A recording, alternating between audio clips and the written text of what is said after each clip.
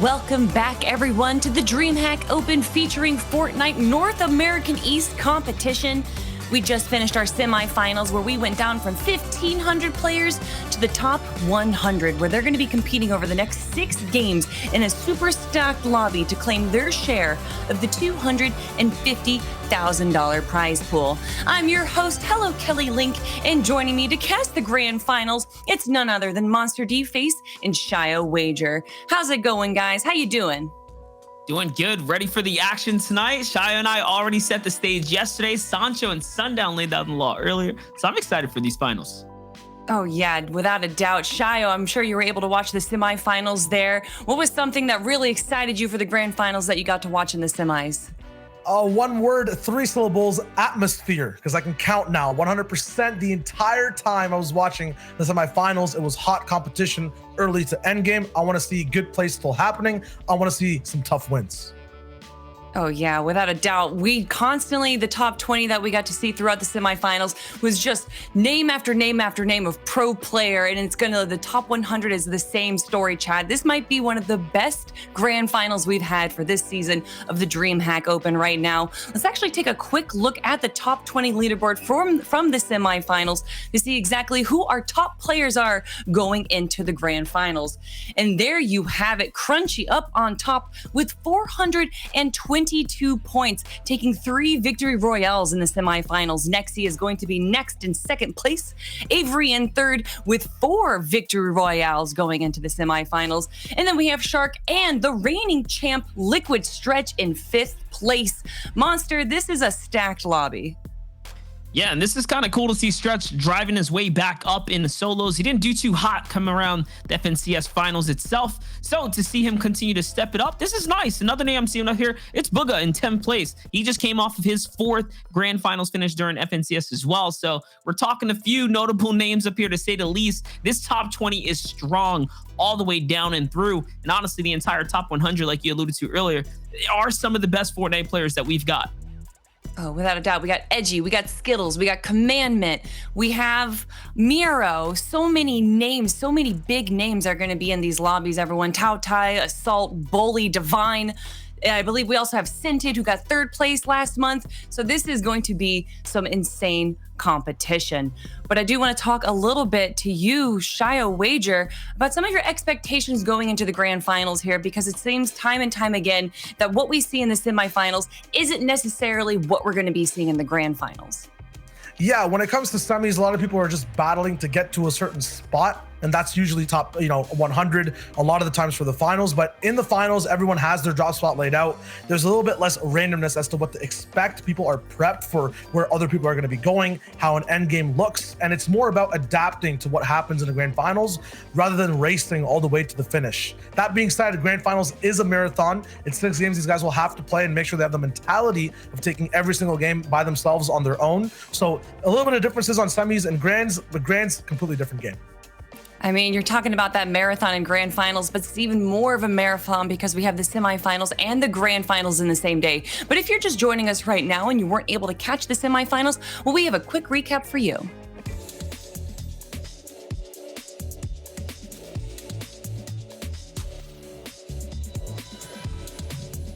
Absolutely. This is a recap that we can actually break down over as well. Crunchy, the man who we saw all the way in 1st place a lot of the times during the semifinals, had a lot to say off of height, which is usually where he performs. For me, Crunchy is kind of a new name we're looking at coming out of DreamHack and a lot of solo competitions. My question is, how long can he actually stay consistent? And how long really will this new reign of his lie compared to everyone else's? Is it just a solo one-hit wonder? Will trios be good for him? I mean, right now it's about holding that solo spot and after that, transferring those wins all the way over towards trios. Let's not forget this Opens bracket was 1,500 players, so a nice wide variety of players. You're going to see a lot of new names like Clamps in these highlight packages making their way through, trying to play their way against some of the best. And look at the names he's dropping here. That was Booga, that was Epic, that was Divine. Like, you're talking about the best of the best. And that's a follow-up with Stretch. So you're talking a ridiculous 4 or 5 player streak right there, just showing you what these players got. Here's Snake as well, Tubbs as well. Just all, again, the flashy moments, the high sky plays. You gotta love it. Yeah, a lot of the stuff from high all the way to low did involve that mythic loot, but a lot of the time too, it's not there. You can't really win from it. You have to just play that normal Fortnite game. Epic was in that situation a lot of the times before.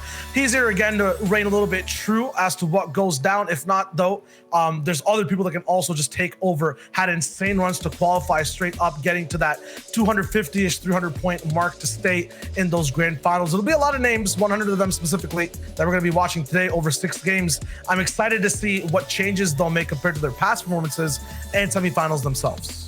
That's right, because we know consistency is the name of the game when it comes down to Fortnite. It's not just who is the best of the day, it's how good you are over the course of the periods. And I mean, session after session, this does tend to change, but I think once you get your temperature check, you're pretty much good to go for the rest of the day. So we'll see who set the tempo for themselves and if they can carry it on. Well, speaking about being good to go, the great way to start your Fortnite game is finding a good drop spot. So let's actually pull up the map right now, and I'm going to let you guys take it away where you think the action is going to be and where some highly contested POIs are.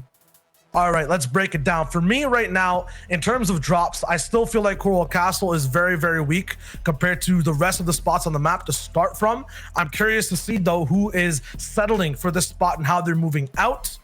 Some other interesting spots to take note from. Winners, at least in EU, Reason, whatever pronunciation you find right, I believe it's Reason completely, though, is the man who lands towards Holly Hedges. These two low-key POIs, I feel like, are going to see some names maybe falter and crash and also rise from. That being said, the best spots on the map, in my opinion, have always been those Authority, Mythic Loot POIs, Caddy Corner, and then Tertiary as well, the third best spot, Fortilla. Anywhere you can actually find a card, get a vault, get a little bit of loot that's better than everyone else's, and then control the game from.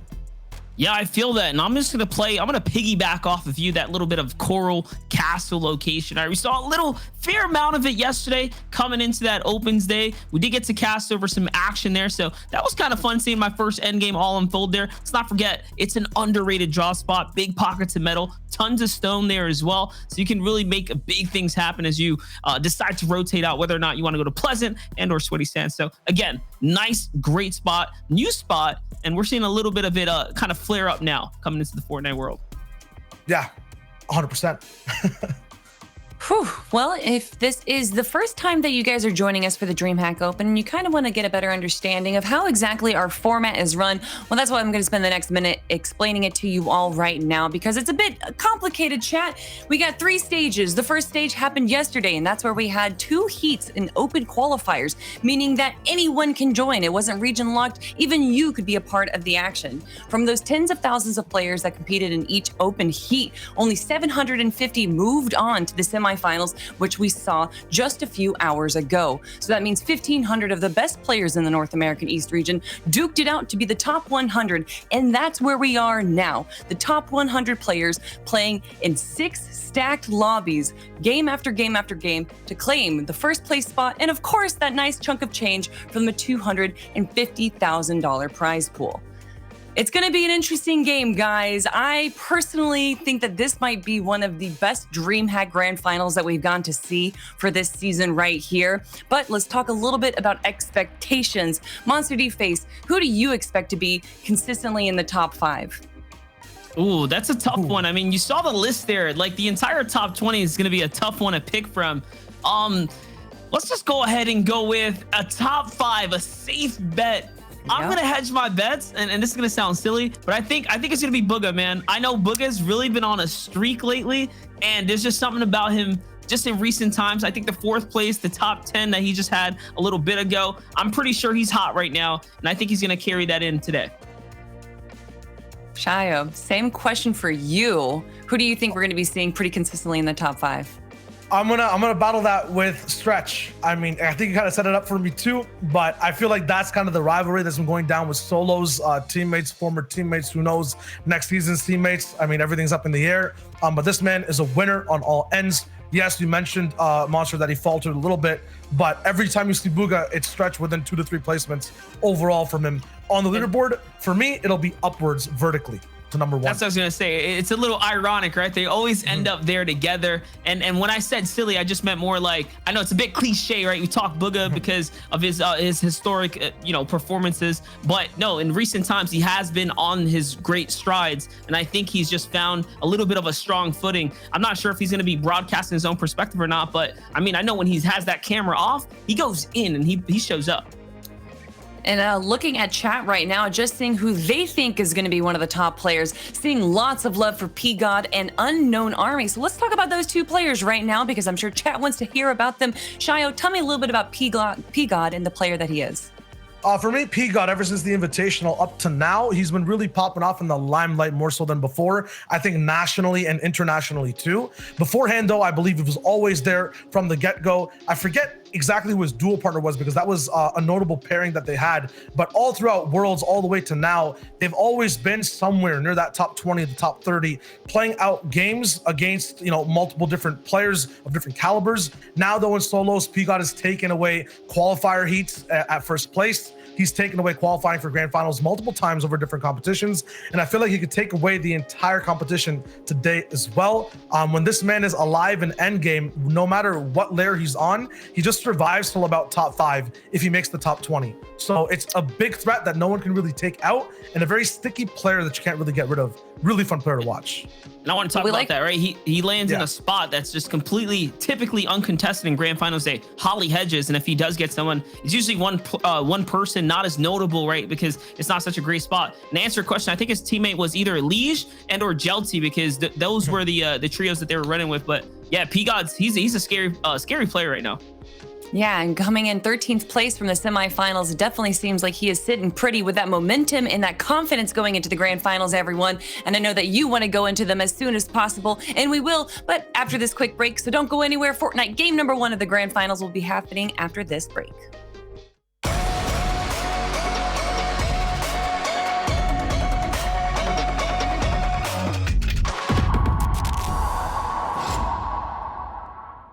What's up, Fortnite fam? It's your favorite monster here, and we're jumping in with DreamHack's rapid fire question segment. Here we're gonna be asking 6 different pros a bunch of questions. They have to answer us super quick. Favorite landing spot? Steamy Stacks. Diggy Mountain. That's what I call it. Favorite landing spot? Frosty Flights. I miss that place. That was my jam for like 4 seasons. I love Frosty Flights. So please bring it back. Portilla. Caddy corner. Misty Meadows. Hunting rifle or sniper rifle? Sniper rifle. I don't want either of them in the game. I like the purple and gold hunting rifle, but otherwise I would take the bolt action rifle just because I think it was better. It's just easier to aim whenever you're looking through your scope, in my opinion. Hunting rifle. Oh, sniper rifle. Hunting rifle. Charged shotgun or tactical shotgun? Oh, the only reason I use the charged shotgun is because it hits hard. I swear if that thing did not hit hard, or if the tac didn't get nerfed, I'd 100% be using the tac every time. But, please bring back the pump. It's the only thing that matters. Tactical shotgun. Tactical shotgun. Charge. Oh, charge. Smacks. Charge shotgun. Please bring back the pump. Solos or duos? Duos. Duos is nice. It's nice to have someone to bounce off of, I love solos. Yeah, I've always advocated. I really, really like solos. I think it's Fortnite's staple game mode, honestly. Even though duos is a little bit more competitive and has a little bit more integrity, just because you could get like headshot snipes in solos and your game is over. Solos. Duos. Best European Fortnite player? Best European Fortnite player. I gotta go with Mr. Savage. Honestly, that guy is one of the most intelligent players I've ever seen play the game. Benji Fishy. Savage. Benji Fishy. Oof, Benji Fishy. I watch him all the time. Mongrel. Best American Fortnite player? Nexy, by the way. It's probably Zayt. Honestly, he's just like the king of NA East. Zader stretched. Epic Wow. Liquid Stretch. Favorite Fortnite weapon of all time? Gold Scar. And pump shotgun. Combat shotgun. Pump shotgun. You hate to see it. Or my favorite, Fortnite weapon of all time is definitely the boogie bomb. Man, I wish they brought that back. They kept it in the game for so long, so many seasons. I think it was in the game for like 9 seasons or something like that. Never got vaulted, and it was always fun because you could do crazy stuff with it. All right, there you have it. Some preferences out of your players as to what they like versus what they don't. Stay tuned for some more hot Fortnite action.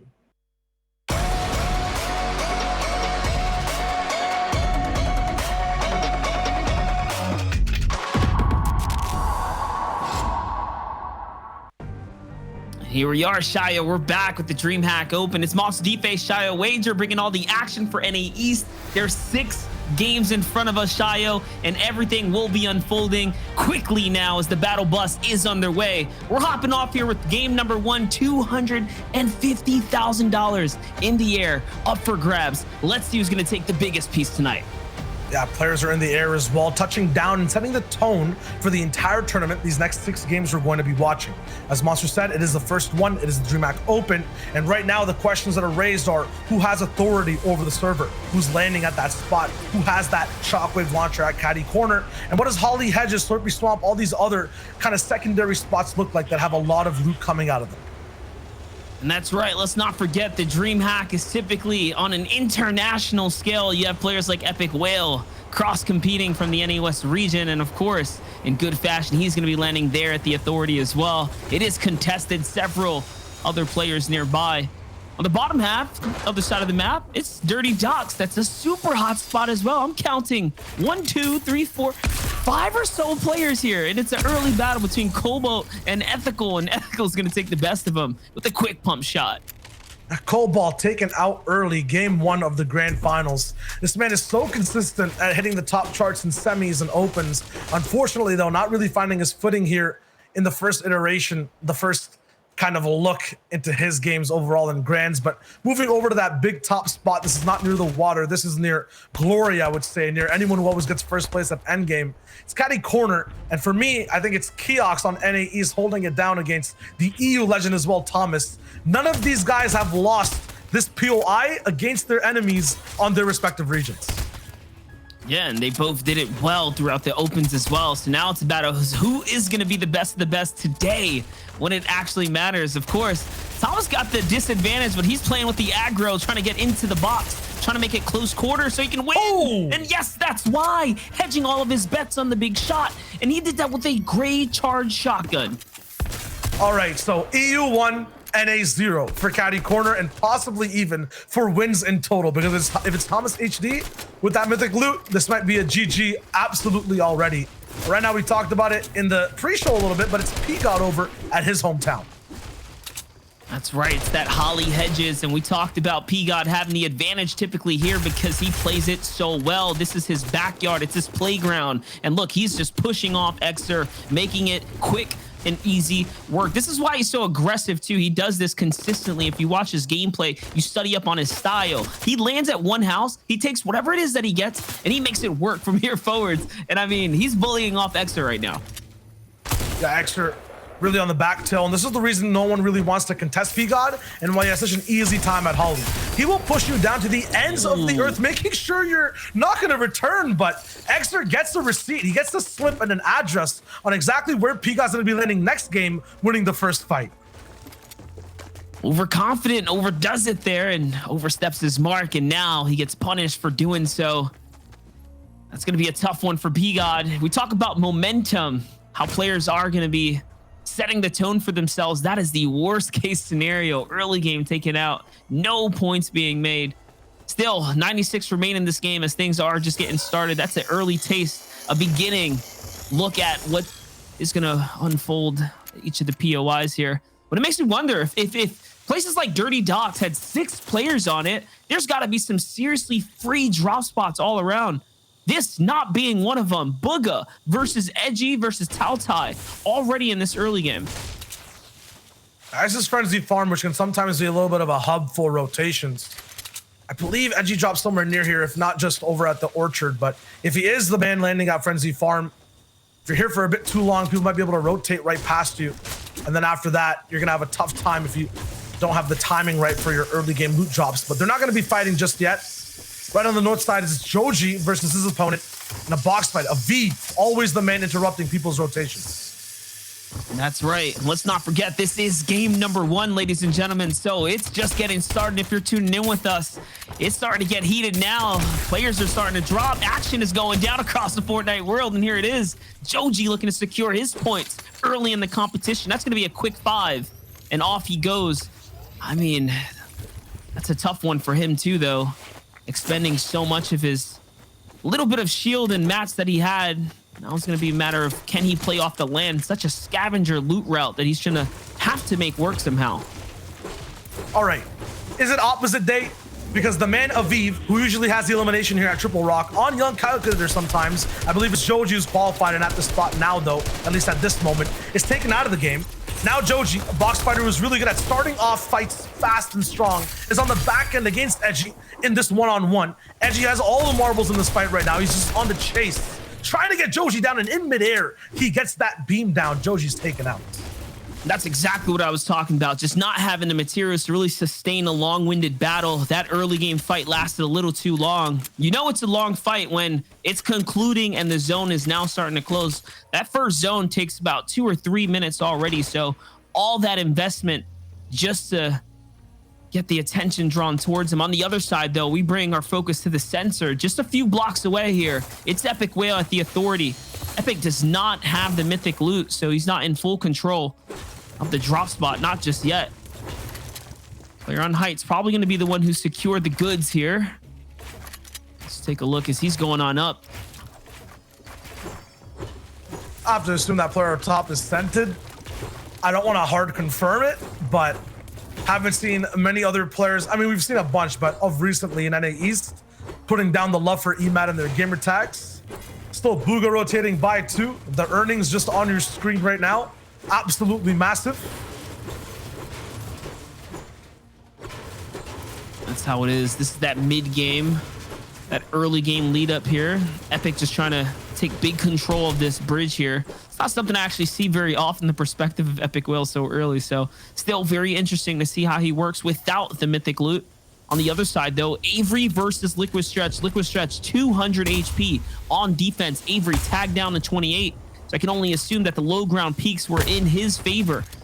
Rocket shots coming in from a boat off in the distance. And that's going to work against Avery this time around.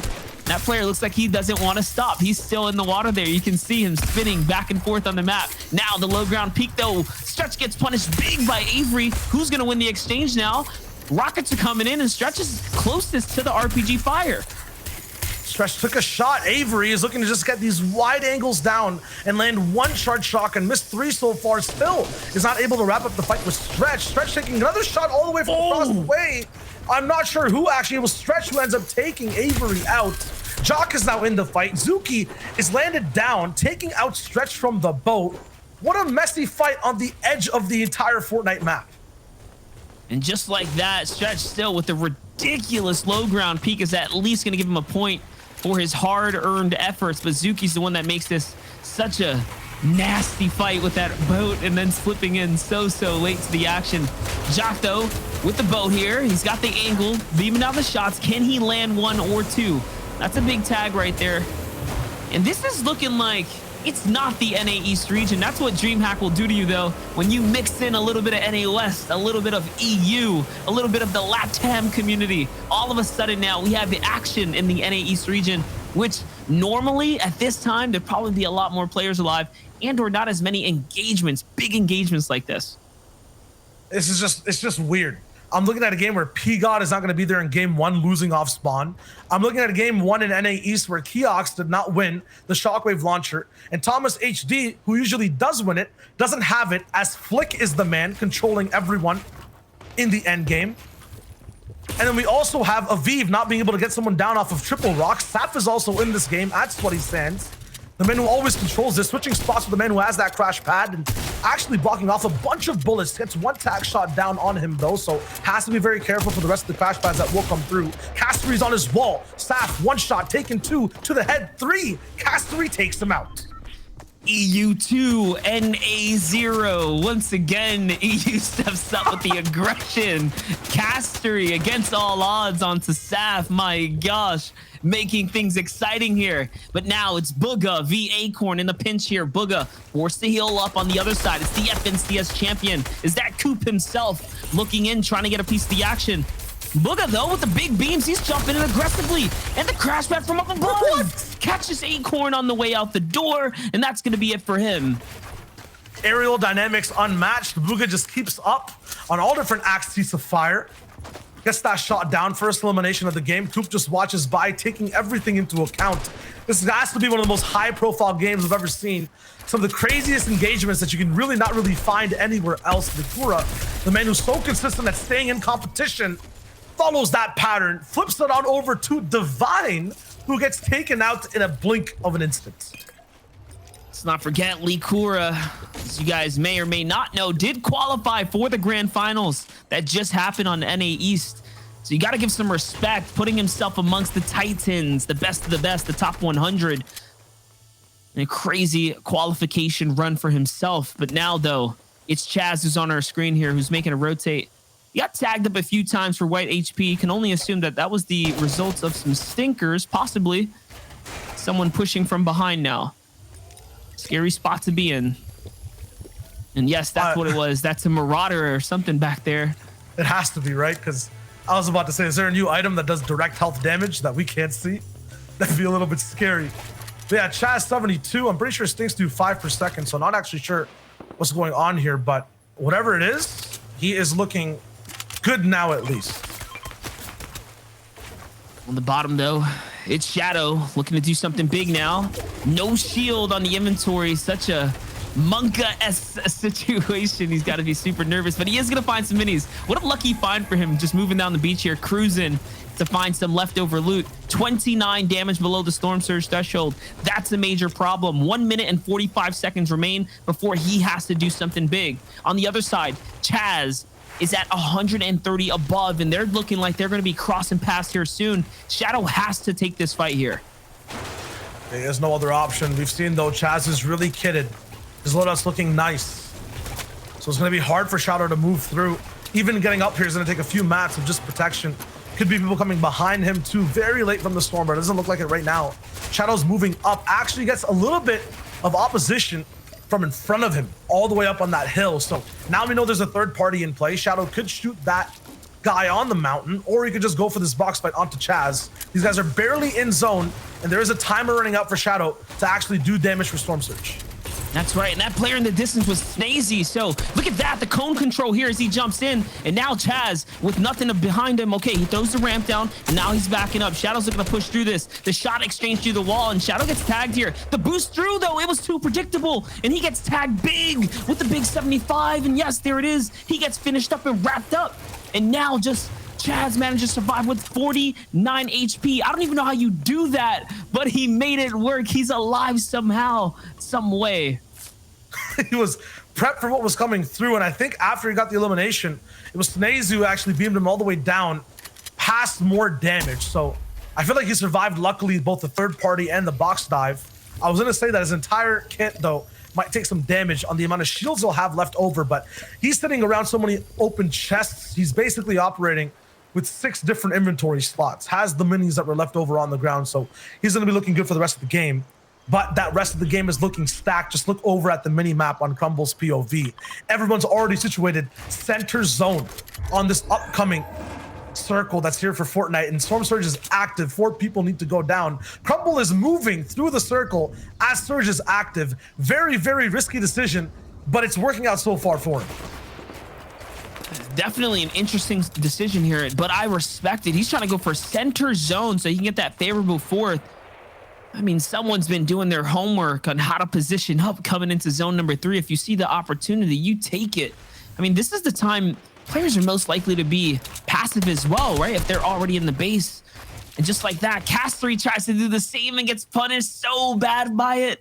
Everyone turtles on in and lands their shots. It's edgy class, Crumbler, Turts, Commandment.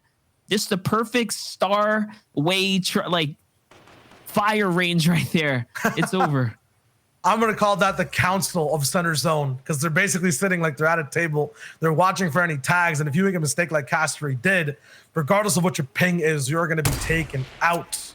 Council will decide who ends up moving into zone 2. We have some board members like Aspect sitting on the outer edges of that circle. A majority of the entire lobby is not inside the safe zone. 69 players left alive. I can only really count about 20 or 30 who are safe at the moment. Aspect goes with a big snipe, and it's a body shot that's going to take out Crunchy there, who was having such a great day. And now get the brakes put on him really quickly here. He gets shut down. Is Aspect going all the way over there for some loot? Like, what do you really need right now that you have to cross? I'm assuming, I guess, the medium bullets and everything else. But my gosh, this is probably the longest run I've seen someone go for an impact pickup in the early game. We'll tone it down a bit. We kind of see exactly where people came through and hid from the entire council of the center zone. It's in the Forest of Weeping Woods. It's so stacked, box to box, shoulder to shoulder with players. OMG, me too.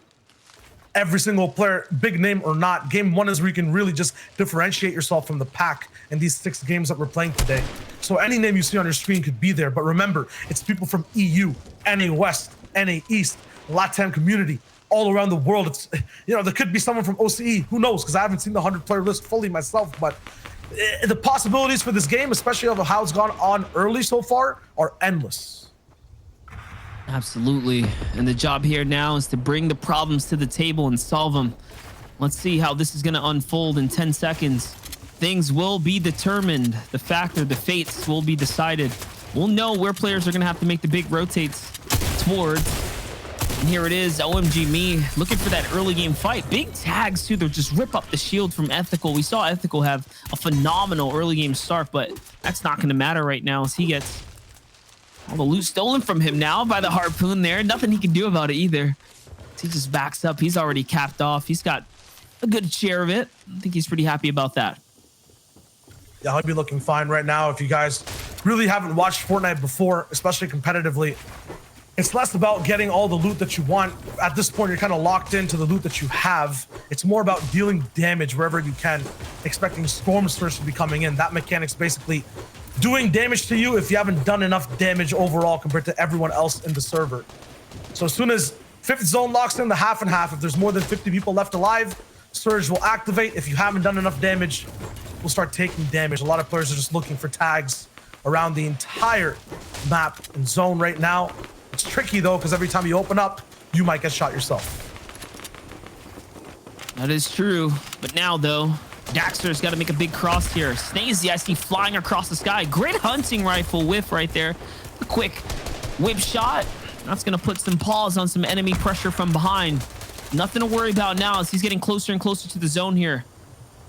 Here it is. Just to the south is going to be the major congestion. So many players have to cross their way up. And that's where the stacking is going to start happening. Let's not forget, that's a low river bend too. So it's natural low terrain here. So players all just muddied up down here. If half in, half out doesn't come down south, it's going to get weird.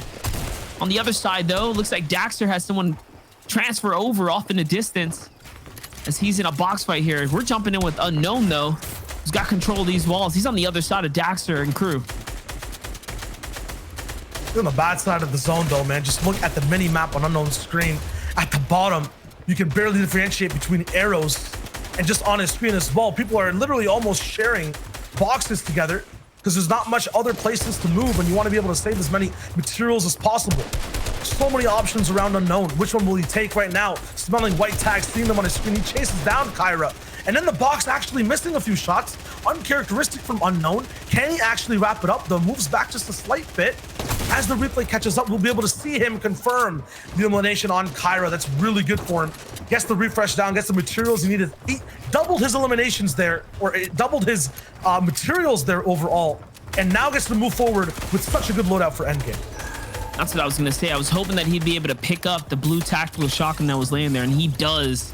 Still left in the game, though, off in the distance here. I'm looking at Shark, Skittles, Booga, Flick, Commandment still alive, Class off in the distance, as Unknown is just making work of Jamper here. And that's going to be his second Elam now, capping off his loot and finds a launch pad in the process. So such a major come up. Just look at that, Shia. Yeah, the whole lobby right now. Flick is the one that we know has that shockwave loot. He's sitting somewhere near the center. So he's actually looking really good right now for this game. Commandment, though, he was on that council of people who were in the middle of the zone, looking really safe, looking really good. Has the crash pads too, to be able to just push himself way forward into this end game. And he's safe right now, but he took a lot of damage from so many people around him. Durant goes over. Coop was below just before. Slacks is all the way up top. I don't think he's got to make it into the finals, his old dual partner, but he'll be able to light that torch and push it through. You can see here 4 placement points already given out to the competitors now as we break into that top 50. As the players drop, the placement points will continue to be given out from this point forwards. Let's see how it's going to look here. That wide shot just giving you the big picture of what's going down here. Day still alive as well in this game. Bully still alive too. Daxor there. And the zone actually favored the heavy pack. So this is why you're seeing so many players standing right now. 46 remaining, which means that we might just see another storm surge breakthrough sometime soon here. 28 seconds for players to drop. We'll see. It's going to favor into Commandment. Commandment, with the crash pads as well, can decide when and where he wants to rotate. Right above him is Jelty, though. Oh my, from what I'm watching right now, this could be anyone's game. The one thing you can notice just with your ears is that even with your eyes now, there's not too many people shooting out anywhere. It's because of what Monster pointed out. Everyone really has the zone on their side. They're waiting for it to start moving, and that's when the action will start. More shots now taken off across the map. People start to rain down percussion of fire from all sides, from all angles. Jelty gets landed on almost by Snazy. He just passes right by. People are still waiting in their cones before moving. Thomas HD, Inspire, Calc, big names on the same side of the map. Commandment, though, will be the one without a launch pad, looking for one to refresh. Down below is Crumble as well, that we're going to be watching. But on the wide, you can see on the left side of your screen, people are still waiting before they move. This could go down to the very last second of this 6th zone. Who is going to be the one to control this endgame lobby? I don't know, but seeing Commandment play for height right now is pretty scary. As you can see, he's looking for any kind of picks off in the distance. He's going to get landed on, though, and now forced onto the defense. On the other side, though, Crumbler on 3 Elims already fighting in his low ground. As we hop back over, Commandment trying to make the cross here, giving you guys the big picture. He's still playing for height. He's trying to set himself up for the victory condition here, and that is high ground, as we all know, it the textbook way to bring home the last dub. Medkit is going to be popped now. This is where he's going to have to start finding his frags, find some Elims, get that siphon going in his favor. Deciding there if he wants to throw out the crash pad for a second. This is it. Time to rotate. Once again, look, no one's on height for sure, though. They're all still playing super, super passive. Even Booga fully boxed up on height. The maximum limit of players right now is 30, and it's staying at that limit. No more storm spurs, no more silliness. Everyone is absolutely serious at this end game, and no one's going down. Finally, one person does. It's Unknown Army taken out by Skittles. 29 now left. What a sticky lobby. It's so claustrophobic. There's nowhere to move. Everyone's just trying to survive. Degen is going for a breath of fresh air all the way up on height. 28 now. No one is going down, Monster. How is this possible? Another quick frag. Thomas takes out Slack's Commandment with a nice pick too. Zuki is waiting out, and Degen is still all the way uninterrupted. Assault, Chaz, Thomas, all are trying to go for height now. It's complete chaos. I can't track it.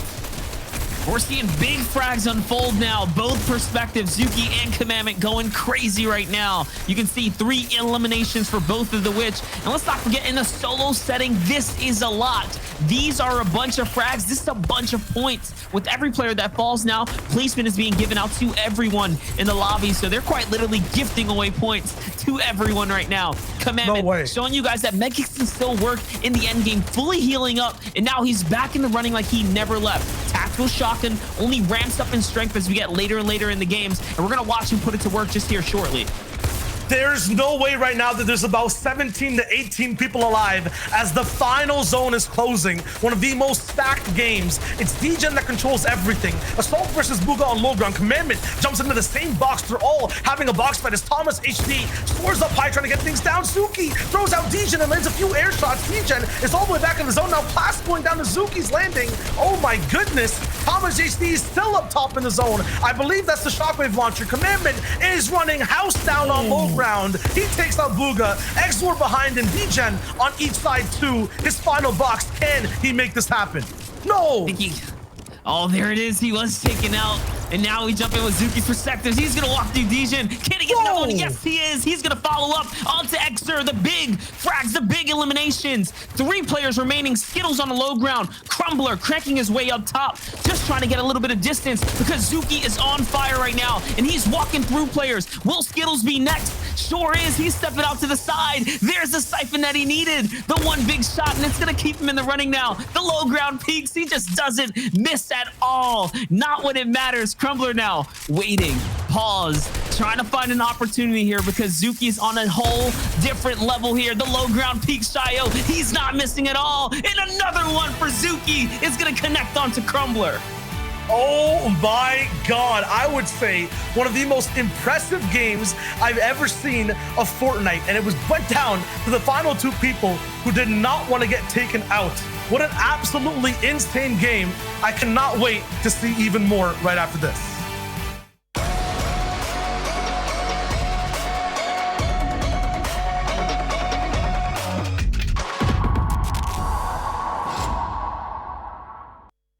Wow, what a bunch of awesome action. It's break time here, and that means it's time to draw a little bit and get those creative juices flowing at the DreamHack Open. Let's get straight to it.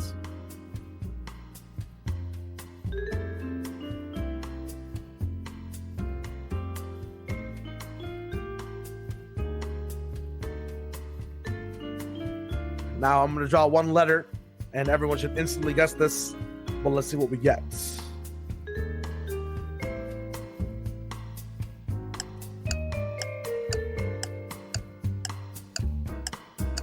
Salty Springs. Get it? Salt and 2 springs.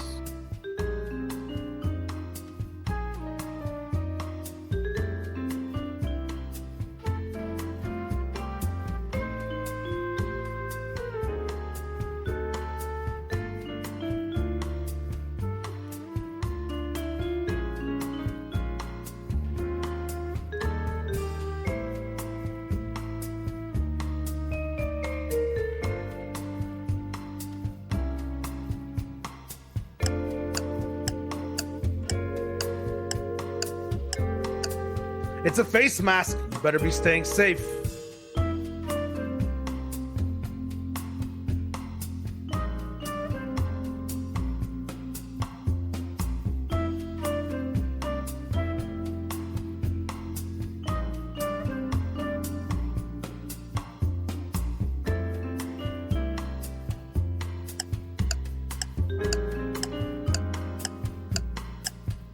All right, time's up. It was the DreamHack logo. Road to DreamHack. I love this logo. Let me know if you got that one.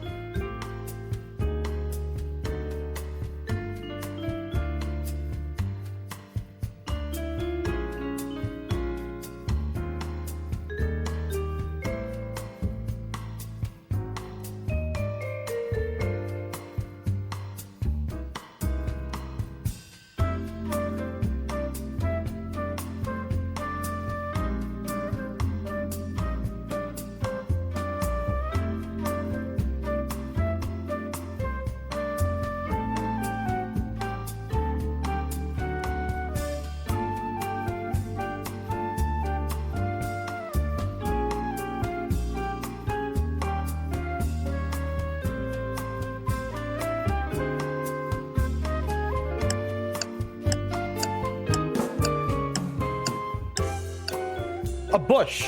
I mean, if you didn't get this one, maybe you need to play some more Fortnite. Hope you guys enjoyed guessing what was being drawn on screen. No guesses, though, as to what's coming up next. It's hot NA West action. Stay tuned to the DreamHack Open.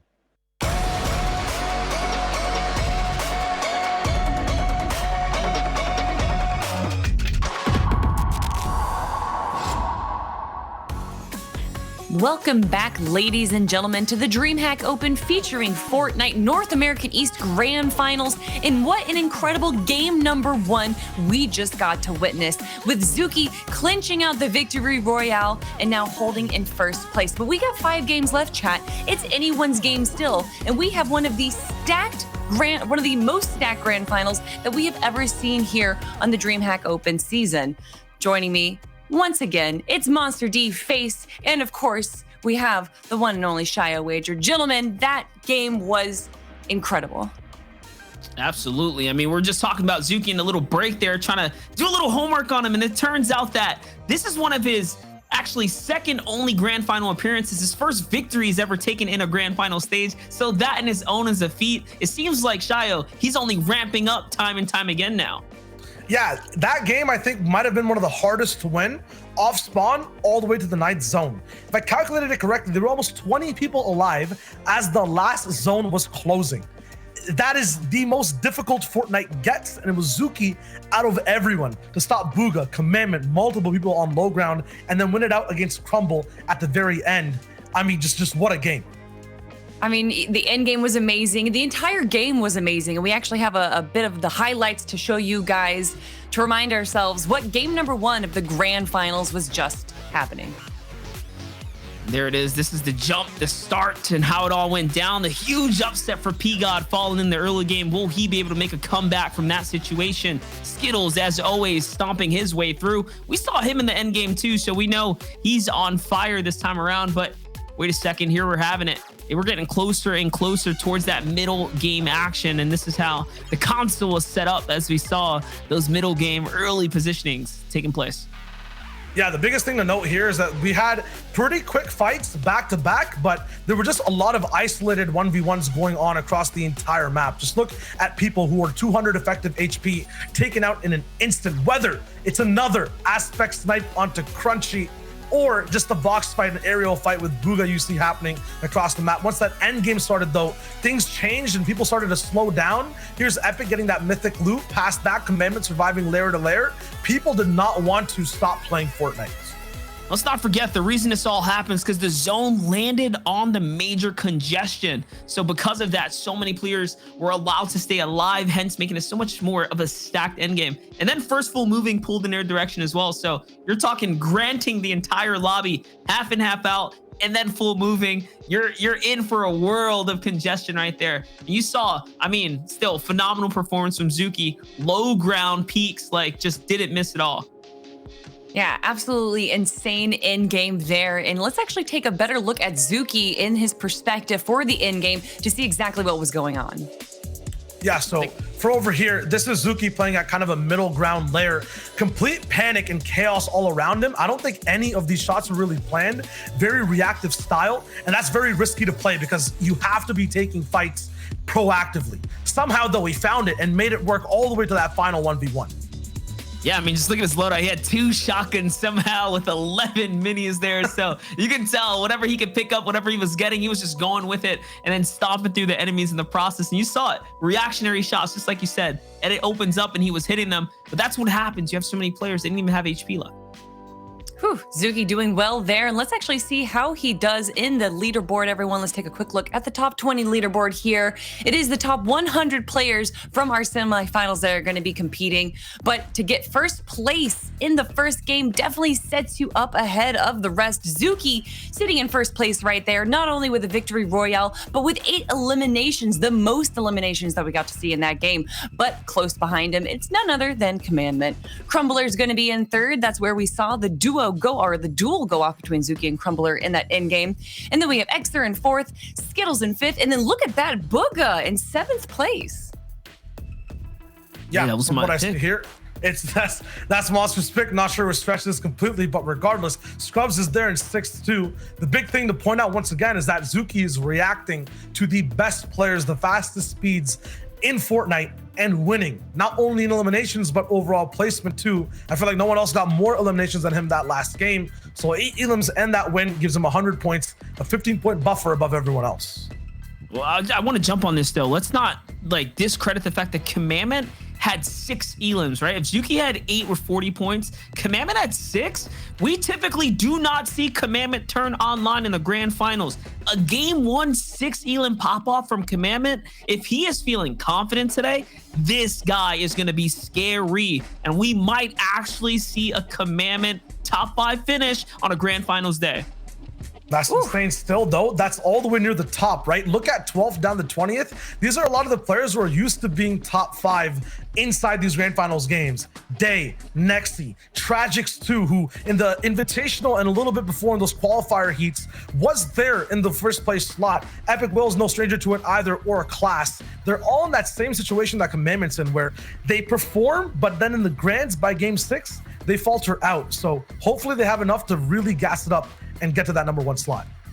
And speaking of players that we're not really seeing up in the top right now, the 3 players that got the first, second, and third place in North American East Region July, Stretch, Dubs, and Divine. I don't even think Dubs made it through, actually, unless you guys can correct me if he did. But it's going to be interesting. This is a very stacked 100 players chat, and we're going to be seeing how much action we're going to be getting into in just a moment, because game number 2 is going to be starting right after this quick break.